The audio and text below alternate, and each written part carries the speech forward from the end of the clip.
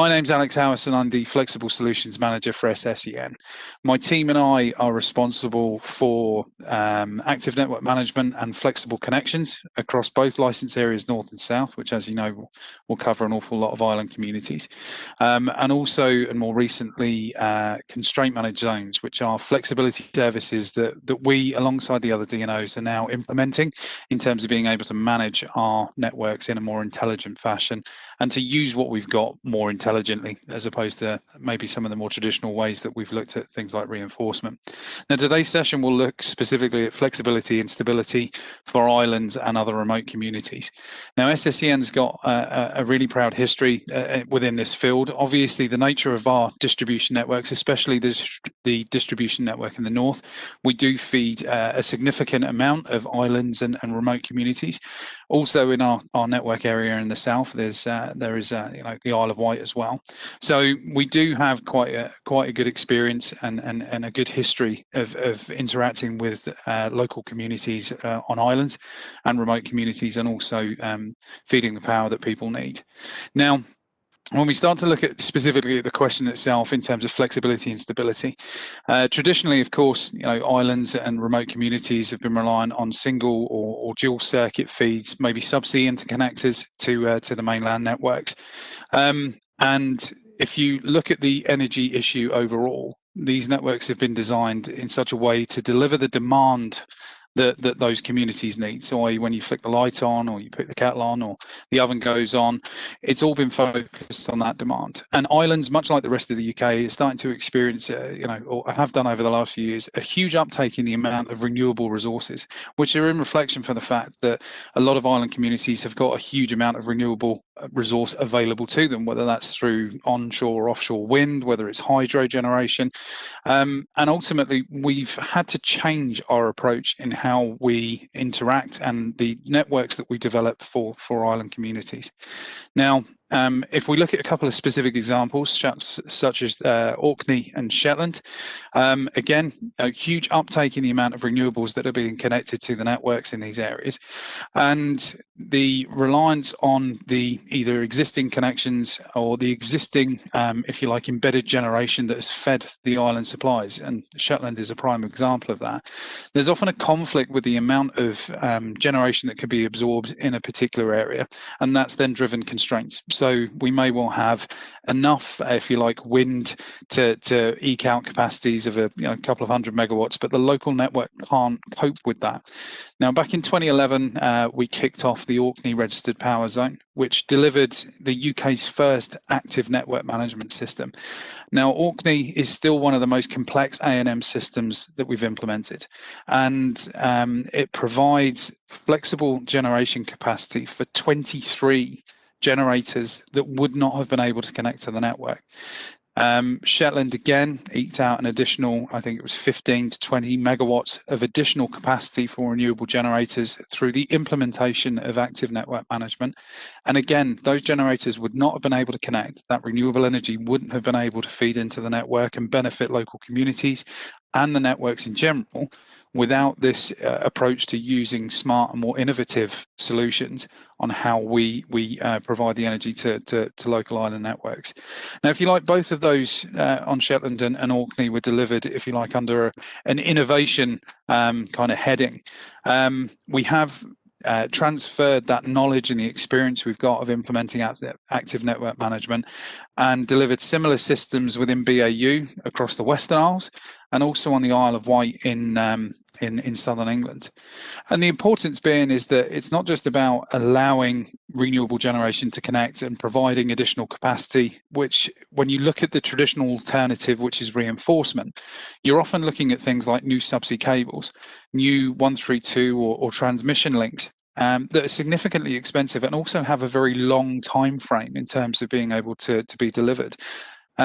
It is about interacting with communities and allowing communities the opportunity that comes with building out new renewable resources and new generation sources. And ultimately, when we look at that, communities, whether it's local authorities, whether it's community groups that are looking at energy in particular, or ways to improve the economy within those local areas, energy is a real linchpin, something that does offer an awful lot of opportunity and will in future become even more important, especially when we start to look at things like the DSO transition. Now, that transition is moving us away from being a network operator where we install and maintain, if you like, fit and forget networks. They're designed to do a particular job. We go out, there's not a huge amount of automation, there's not a huge amount of data. Being a system operator gives us an awful lot more reliance on more data provision, more real-time control, more automation on the network.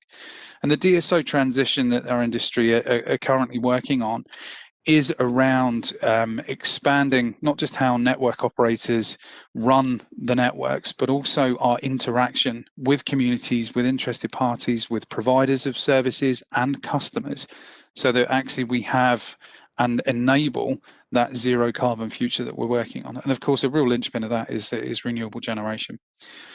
So outside of things like active network management and flexible connections that enable more DER resources to come on, we've also done a huge amount of work around constraint managed zones and flexibility services. Now, for many of you, if you've joined sessions over the last couple of days, or you follow things like the ENA's Open Networks project, flexibility services are a real point of focus. And this is where, instead of doing a reinforcement, or instead of maybe using mobile diesel generation during faults, we commercially engage and contract with DER resources that are connected to or plan to connect to our networks, and use those either to peak lop or secure better or more power injection, demand reduction services. They can be used for both active and reactive power services as well, and in future things like voltage control and frequency balancing. Again, to avoid potentially very costly and very time-consuming reinforcements that, because of the ever-changing way in which we're using energy, may well end up becoming stranded assets further on down the line. And again, this is quite significant for islands and remote communities, because again, reinforcements tend to be very expensive. They tend to be quite lengthy in terms of delivery, based on the very nature of the electrical networks on the islands and their interlinks to mainland or more central points of generation. So within our constraint managed zones processes, which is our foray into flexibility services, the first few contracts we placed were actually on small island communities, places like Islay and on the Western Isles, Lewis and Harris. And actually, those services have created a real cost benefit to both our business and the communities themselves that have got involved. For us, there is the opportunity to avoid things like diesel generation or mobile diesel generation, so there are environmental benefits. There's also the cost benefit of potentially being able to secure contracts at a better value than maybe the cost of reinforcement. And over the course of the last year or so, there's also been a significant, if you like, uptake, because it's a new revenue stream. It's something else that will help the business cases of either DER resources that are connected or planning to connect to our networks, by providing these services to the local network operator. So for us, actually, constraint managed zones, whilst they're not focused specifically on island communities, they are open and we are implementing them across the wider networks. There really is a significant benefit to island communities as well, and it's been our proving ground, if you like, in terms of making sure that our approach works and that there are those shared benefits. Now, I did say at the beginning of the session that I was going to try and not just waffle at you for half an hour. I was really keen on getting your questions, and in fact, we have had a question in here now. So I'll just have a read through. So this has come in from Kenny Cameron. In terms of the some of the webinars that have been there already, and I'm just going to have a quick read through. Or Mike, have you had a look at this already? So my favourite webinar during the lockdown is one of ours between SSEN and the ESO 4D session, confirming that electric storage heating and hot water systems can be aligned with otherwise curtailed wind. Smart charging existing storage heaters can consign nighttime only economy 7 charging to the history books and enable consumers to enjoy improved comfort and lower bills, and decarbonise by completely eliminating the use of supplementary heating like electric fires at the evening peak. How does this fit in with your island strategy? So I think, from my perspective and how we approach that, we are a provider of services, and ultimately it's our job to provide the energy that people need. So, the electrification of heat and transport are two key, if you like, drivers, not just for the DSO transition, but for what my team and I do around the implementation of flexibility and enabling, if you like, better controllability of domestic and customer-based devices, and how that interacts with our network. So ultimately, in terms of the electrification of heat by local island communities, we have had a bit of experience in this already. Again, on Shetland, we worked with Houtland Housing Association to implement, I think it was 234 intelligent storage heating systems across their housing stock, and directly took the usability of those heating systems and how they impacted the electrical network and how that made adjustments to how we operated.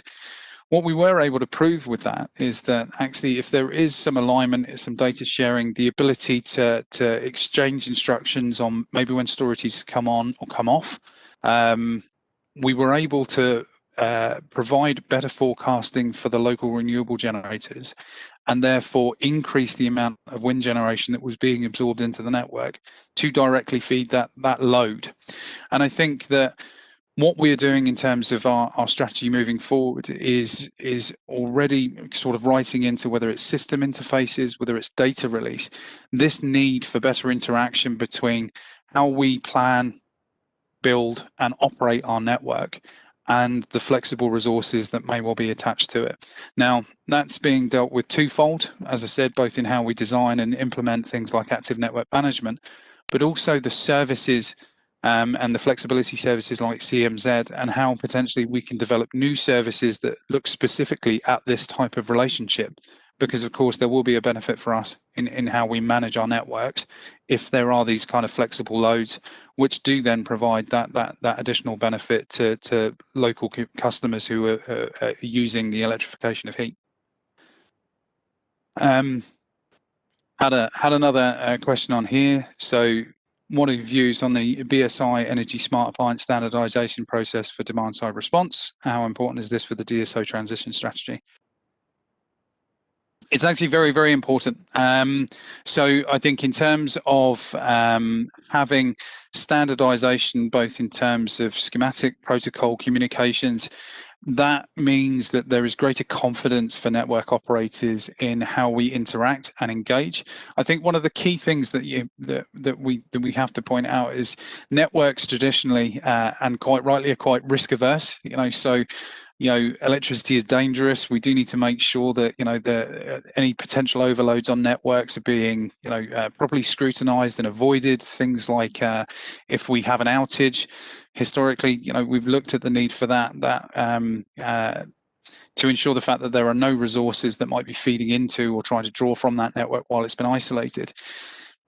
When we look at how we implement services, there's if you like, we're implementing these services to offset the need to undertake a different action.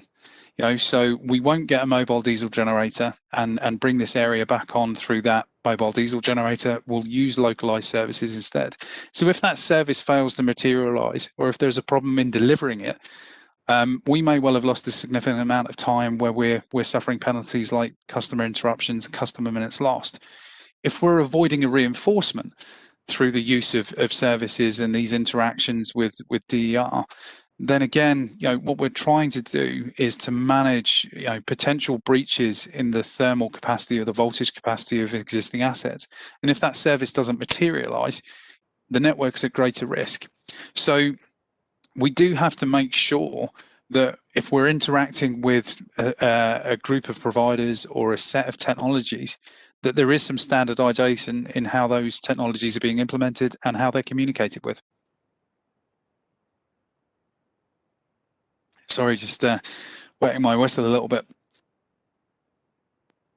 So I do think that the standardization on smart appliances will be, incredibly important, because hopefully it will give us, as network operators overall, greater confidence in how we interact with smart appliances, or how smart appliances might be able to form part and parcel of localized responses.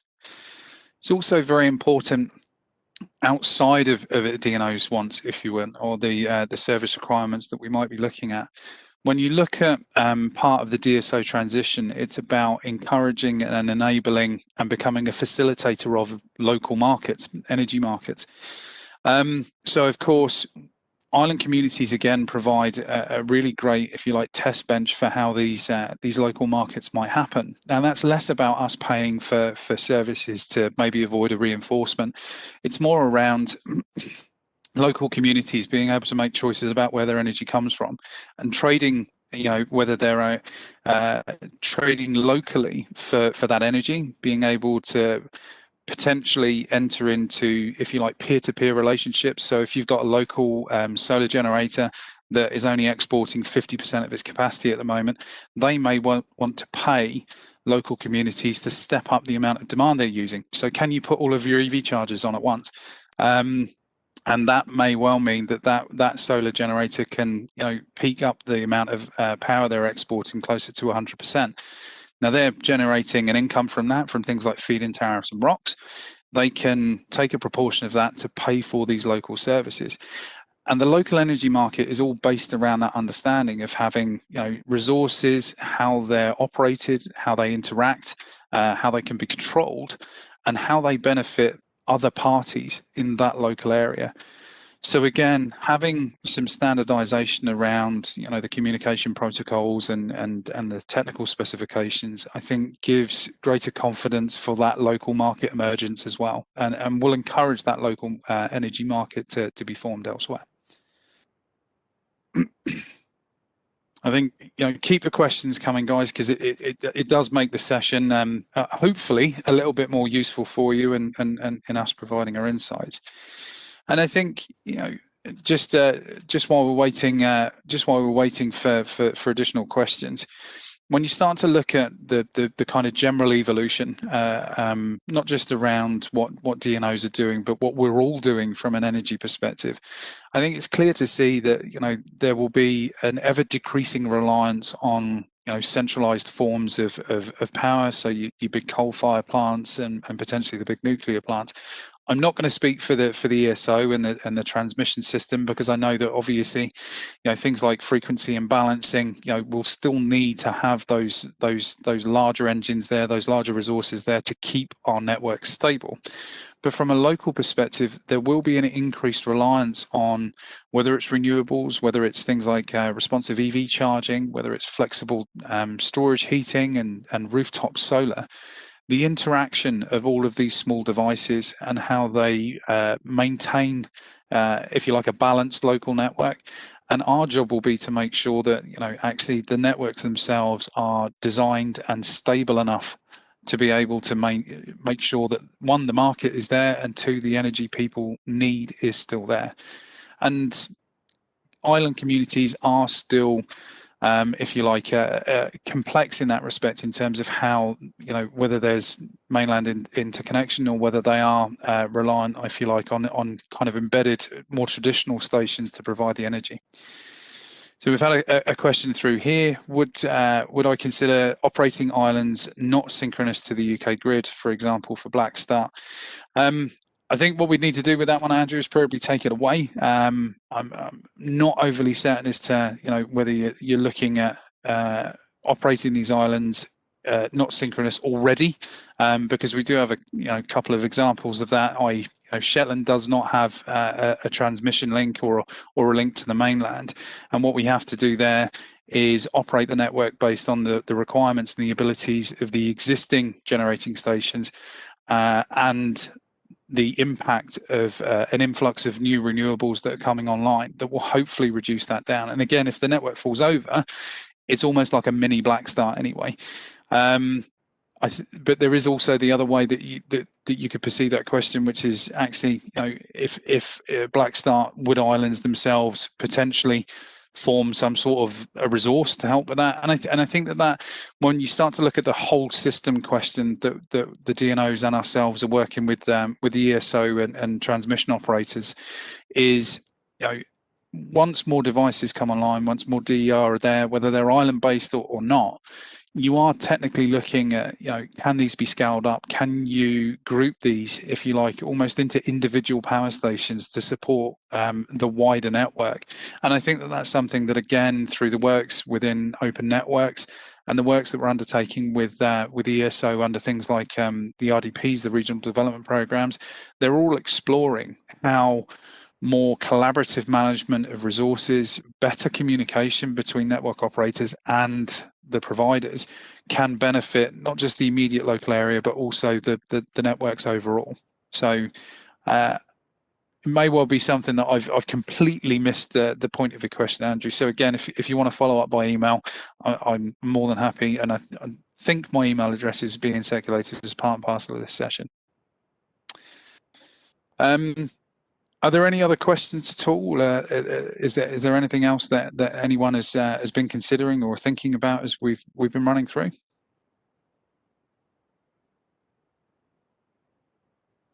No? Okay. I think one of the other things it's worth mentioning on is that in terms of just engagement overall, again, through things like the Orkney Registered Power Zone and the Shetland project, I think we've recognised a significant need for better interaction, and this has become, if you like, more apparent over the last few years as local areas and authorities look at spinning up things like their energy strategies. And now, of course, that we've had quite defined targets on things like carbon reduction, carbon neutrality. Distribution network operators in general have really stepped up over the last few years the amount of engagement that's there and the ability to look outside the box at solutions. I think in general, costs around flexibility have dropped significantly, and it's sometimes difficult to get that information out to the right people. So I know across the islands in which we operate, we have been integral in sort of forming groups, both or supporting groups that have been set up, looking at renewable energy, looking at connections issues, looking at constraints and what potential solutions there might be. And these are quite apparent and are in operation on a regular basis across Orkney, Shetland, the Western Isles, the Isle of Wight, and are popping up a wee bit more frequently across some of the other zones. And I think when we start to look at things like island strategy, it is looking at the opportunity of balancing traditional requirements and innovative solutions. Active network management and things like constraint managed zones aren't going to work in every scenario. We do have to make sure that we've reviewed them properly and made sure that we've got well-defined business cases and the benefits case there to be able to deliver them. But notwithstanding that, there will still be requirements for better interconnection, for bigger cables. And I think Orkney's been a kind of prime example of that. As mentioned, we've got 23 generators on Orkney that are already connected flexibly to the network. And recent communications and agreements and approvals that have been made and now delivering new transmission links to Orkney, which will give far greater generation capacity. And again, I think our improved relationship with islands have helped to deliver that. We're well aware of what plans are in terms of upscaling the amount of renewable generation. We're involved at an earlier start in things like installation of EV charge points and the want to try and translate the amount of maybe traditional fuel cars into EV cars, so that we've got that future, that opportunity of looking ahead and building an expectation on what networks are going to need to do, 2, 5, 10 years down the line.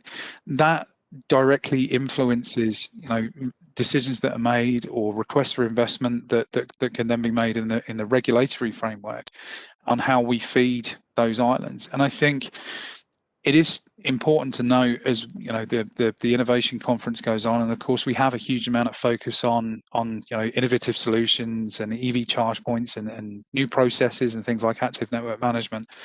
There will always remain the need on. We might have to build a bigger substation. We might need a new interconnector.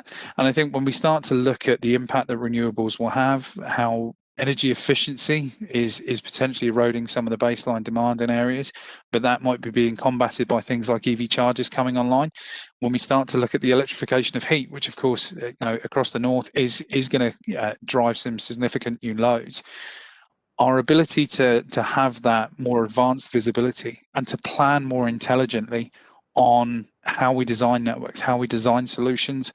Is it the implementation of flexibility? Is it a hybrid? Do we look at potentially a smaller reinforcement and the use of flexibility, whether it's services or connections, will benefit in general, because we are also, of course, trying to reduce our cost footprint as well as our carbon footprint, and deliver more efficient and more effective network solutions, not just traditionally that traditional approach of let's put in a bigger substation. So I think looking at how islands interact, the reliance on energy will remain, but it's changing. The ability to generate local energy is definitely on the increase, and we're getting far more of those devices there. How we look at the stability and flexibility for island communities is evolving as quickly as things like the DSO transition. But it's a journey we can't make on our own. So any input that you might have, any questions that you might have, and equally from a community perspective, reaching out and being able to engage with us, and that engagement and that will to engage is there, will be critical for us moving forward on making sure that we aren't just developing network solutions for network problems. We're developing energy solutions for all of us, for customers, network operators, service providers alike. Are there any other final questions as we come into the last minute? If there aren't, again, I'll have a chat with Mike after the session. I'll make sure that my email address is circulated, so you can reach out if you have got any other questions or concerns. And I suppose it's just left to me to say thank you for dialing in and hearing me verbally waffle at you about this subject for the last half an hour, and I do hope you all enjoy the rest of the conference, and yeah, thank you very, very much indeed for attending.